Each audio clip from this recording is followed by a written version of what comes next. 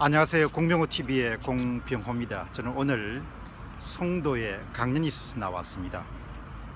정말 엠베스더에서 한옥 호텔을 멋지게 이렇게 지어놨네요.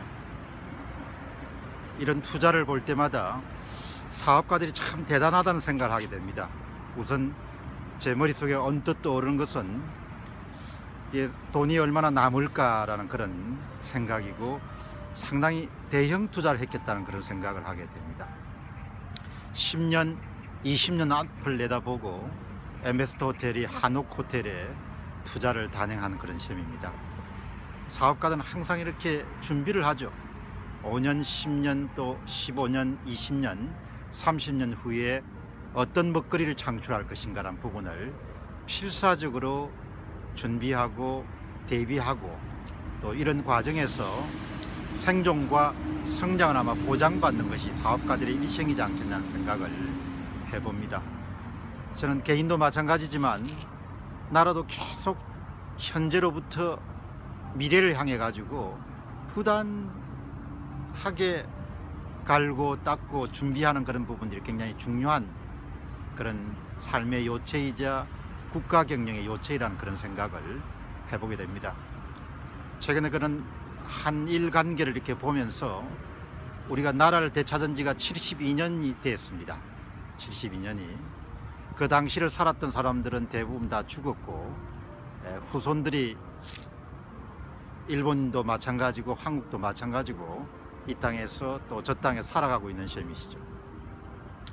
이따금 저는 개인적으로 이런 생각을 해보게 됩니다. 좀 억울한 일이 있고 좀 분한 일이 있더라도 현재로부터 미래를 보고 우리가 살아야 되지 않겠냐는 생각을 하게 됩니다. 아마 이번에 부산 영사관에다가 소녀상을 설치한 분들도 나름대로 이유가 아마 있을 겁니다. 또 그런 이유를 또 가능한 이해를 하도록 그렇게 노력을 해야 되죠. 그러나 조금 이렇게 그 문제를 들여다보면은 다른 나라 사람들은 어떻게 생각할까? 다른 나라의 영사관 바로 길목에다가 소녀상을 설치하는 것은 일본인들 뿐만 아니고 일본을 제외한 국제사회의 다른 사람들이 어떤 생각을 하게 될까, 그런 점을 생각을 해보게 되죠. 우리가 나라를 되찾은 지 72년이 됐습니다만은 아직도 과거사 문제를 가지고 굉장히 우리 사회는 여러 가지 의견이 나누어지고 있는 실정입니다.